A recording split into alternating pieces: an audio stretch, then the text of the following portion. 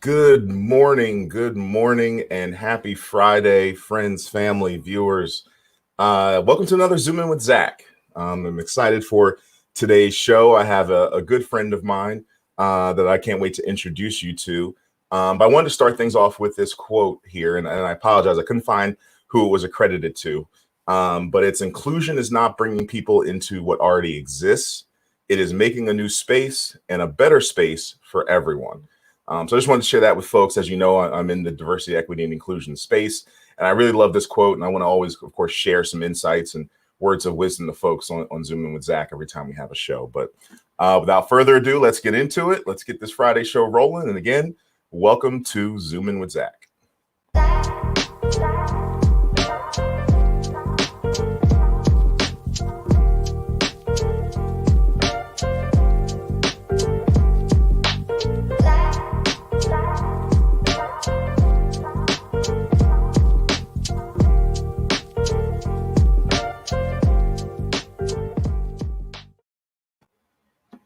Welcome, folks, to another episode. Really grateful that you are here and you've been rocking with me. This is episode 15 now. So I've introduced you to 14 amazing people already. And of course, I encourage you to follow the Zoom In with Zack page, to check out these folks, to connect with them. That's the point. I want to make connections for everybody. And this is a great way for you to get to learn a little bit about these folks before you reach out, see how you can help them, how they can help you, and hopefully do some business and grow relationships with them. So today, I'm super excited to introduce you to a longtime friend of mine. We met back in our days at the Brooklyn Nets, and he's just an awesome dude. You're going to like him just as much as I do. Welcome to fellow Boss Block member, Mike Shear. Mike, what's going on, man? How are you? Hey Zach, how you doing? How everybody? Thanks for having me. I appreciate it. Hope I Of can live up course. to how cool that intro was. Oh, nice. I'm glad you liked it. It was me playing around during the pandemic. This was a result. Um, Yeah, super excited to have you, and shout out to all my netties. I'm gonna be bringing a lot of you on this show. So if you haven't been on yet, which there's been a few, I think I had Elisa Padilla on here. She was one of my first guests. But no, you'll all be coming by, especially now that everyone's everywhere. I'm looking up my LinkedIn feed, and we got folks running the Pistons, and you doing what you're doing with Fan Interactive, which is super awesome. So many people doing awesome things. I can't wait to really dive back in and talk to them all. But I was happy to have you on because I know a little bit about your company, and I feel like you guys have been doing great things, and people can really benefit from the service. So I would love for you guys to tell people a little bit about Fan Interactive. Sure. Yeah. Thanks, Zach. And we were clients of Fan Interactive back at the Nets, and that's how I got to know the company very well. And I was such a big fan that a few years ago I joined. But, at a high level, we are a staff augmentation organization, and we come in and we help our clients get the most out of their platforms and tools as it relates to data around email marketing, CRM, and digital advertising. Those are really our three buckets. Mm-hmm. So we'll come in and provide both the strategy and, initiatives and things like that from an advice standpoint, but also the bandwidth to execute. So on the email side, that could be everything from email creation to segmenting your audience, deploying emails, analysis, right, and reporting. On the CRM side, if you have an outbound sales staff or a sponsorship department leveraging CRM, we can, train users, customize your system, be your general CRM administrator, right? Opportunities, leads, activities, all that kind of stuff. Digital advertising, we're a full suite agency, right? We can follow you around the net, place ads on Instagram, Twitter, YouTube, all the above. And we're systemically agnostic, right? We work with the tools that our clients have. So we're not a software. We're a person and a people company, right? Whether you have Dynamics, whether you have Salesforce, Marketo, Eloqua, Klaviyo, we'll put the proper experts on that account. And, we've really become an attractive option, especially over the past couple of years. I mean, we've been around 13 years, but over 100 clients, but we've become very attractive recently because of, hiring issues. It's tough to find people right now. We've always been set up to work from home. So like we can come in and we're rocking and rolling right out of the gate instead of training someone up for 6 months and maybe they leave 6 months, 12 months later. Minimal learning curve on our side, right? And usually our price point is usually cheaper than if you were hiring a coordinator anyway. But we come in with a team approach, right? Where we have a point person that's an expert, and then they're surrounded with all these other experts that are working on different parts of that relationship, whether it's, QA, A/B testing, SQL, HTML, technical expertise, etc. But yeah, it's a really good organization and a lot of great folks that work for us. Awesome. And I'm curious, kind of even going back, like say before the Nets, what kind of got you into this world and space? Because like I remember, even from my days back in New Jersey, not really having an analytics department of folks that are really breaking this data down and using it for us to grow. Yeah. And you were part of an amazing group over there. And shout out to my guy Randy. We get him on here soon too. But you were part of an awesome team who was using analytics to help our marketing and sales. And like, did you kind of know that like that was the trend and that's what got you into that? Or like, how did that start for you? Yeah. So, prior to the Nets, I worked at Macy's, and that was actually where I first graduated college. Shout out to the College of Staten Island, the Harvard of New York, I initially I was there. I was like an economics guy and technical background. So they put me in, and they very quickly realized that I did not have an eye for fashion. I mean, look at what I'm wearing currently, 20 years later, right? But eventually I found myself in like a marketing analytics role there. And that's really where I fit my niche there, right? And I was, I learned a lot from a technical perspective, from CRM, audience development, reporting and analysis on what's working and segments and things like that. And then the Nets at that point were just starting CRM and setting up the system and utilizing it in sports, right? So it was a good fit at that time, and I was able to apply both the technical expertise that I learned from a big box retailer and the size of the database. I think at that point at Macy's, we had 2/3 of every house, 2/3 of the households in the United States. We had data on them, right? And then when you go to the Nets, the universe was a lot smaller, but can you take these, more advanced type things and apply it to the sports world at that time? And then, we just took it from there, right? And then, started from supporting sales and then supporting other areas of the business, right? From food and beverage with, the E15 relationship to sponsorship to finance and HR and all this kind of stuff. So it was good timing, and it's only progressed, right? You see a lot of resources now in various analytics departments across all the different leagues and teams. Right. It's huge. And I think it's so important to have professionals like you in the space, because there's a lot of people like me who hate analytics and not hate them from a standpoint of like, I don't appreciate their value, but like, I don't like sitting there crunching the data and the numbers. Like I can do it if I have to, but like, I'd rather have someone who's focused on that, can read the data easily, quicker than I can, and can give me the right feedback. I don't like doing it myself. Yeah, I think that's a good point. I think that's an important skill. And as people like I came in as an analyst level, and eventually left as a vice president, and your job changes. And I think something that is helpful is to be, quote unquote, kind of data geek or nerd or whatever, but at the same point, be able to communicate up and down, right? So like, if you're talking to your C-suite, are they going to really, get into that minutia, or just they want to know, hey, what's the data telling us, right? What's like the, what happens? So what do we do? And what's next? And that kind of thing, right?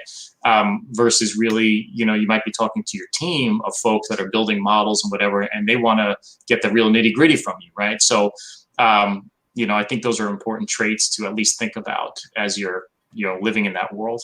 Right. Awesome, man. Thank you for the details and sharing Fan Interactive with our viewers. But it's that time. It's time for 3 random questions. All right. So I need you to pick a 3-digit number. Yeah. The numbers cannot be the same, and I'm going to give you 3 questions that correspond with folks. He has not seen these questions at all, so this will be completely random. So give me your 3-digit number. I'm gonna write it down. All right, I'm gonna go with 813, which I think is Tampa's area code. 813. Shout out to Tampa. Did they win that the Stanley Cup? even though I'm on the St. Pete side. I'm a St. Pete snob. I don't drive over the bridge too often, but it's Fair. 727 had a repeating number in it. Gotcha. And I know we're tight on time, so feel free to answer these questions as fast as you want to. Lightning. Some of them could be a lengthy answer. All right. Number 8. Let's go with 8. What does your ideal work day look like? Yeah, I mean, my day is so different every single day, and even as you know, right, like meetings popped up on my calendar. I'm more on the partnership development side of our business, so I'm really at the mercy of a lot of different people. I talk to a lot of people internally and externally every single day. But I mean, an ideal work day where I can talk to people. And just have a productive conversation, and just if I can help an internal employee do something, or answer an email and it makes someone on the client side happy, that's an ideal work day to me. My day is so different each day that if I can have some type of impact from a positive sense internally or externally, that's my main thing. Each day is different, but I just try to get the most out of it, each day. And it's fun, we have a good time, we work hard, but we have a great culture, I think. So I think each day I'm blessed to, be happy. Awesome. It was 1. So let's go with 1 here. What is a cause you are passionate about and why? Yeah. It's funny you bring that up. I am involved a little bit with, the homeless down here in St. Pete. So I think that's a cause I'm passionate about. I've been getting to know a lot of the folks in that community here. We go to a feeding every Tuesday night downtown. And it's, you see the same people showing up all the time. You get to know who they are. And if we can provide them, that might be the only meal they're having, right, for that day. But, you try to provide additional resources. And I think, we're trying to get to that next step of getting them, not just food, but like, hey, what's the next thing for them? Can we put them in touch with the right people for housing or for recovery or job placement, that kind of thing. So we've been working on that. But yeah, it's been great. It's I work with a good group. It's outreach ministry that's run, from a pastor, and he kind of separated, bifurcated out of this church, and it's using some of the resources out of that. But it's been good. It's been a very interesting time, especially this past year with that. But we do what we can.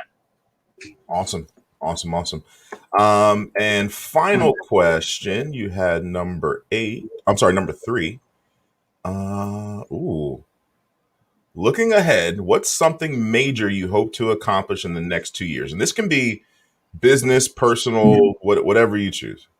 Yeah, I mean, I think we've started to see that right now with the company, where for about 10 years or so, it was really sports and entertainment were our bread and butter, right? Because I came out of sports, Al and Joel came out of sports, right?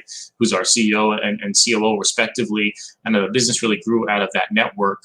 But because we are such an agnostic fit, right, industry agnostic fit, we've really grown out of sports and entertainment into gaming, casinos, nonprofits, retail, media, esports, right? So I think if we could continue that over the next couple of years, I think that would be major in our sense, where we can increase the size of our footprint, not just in sports and entertainment, which is great, right?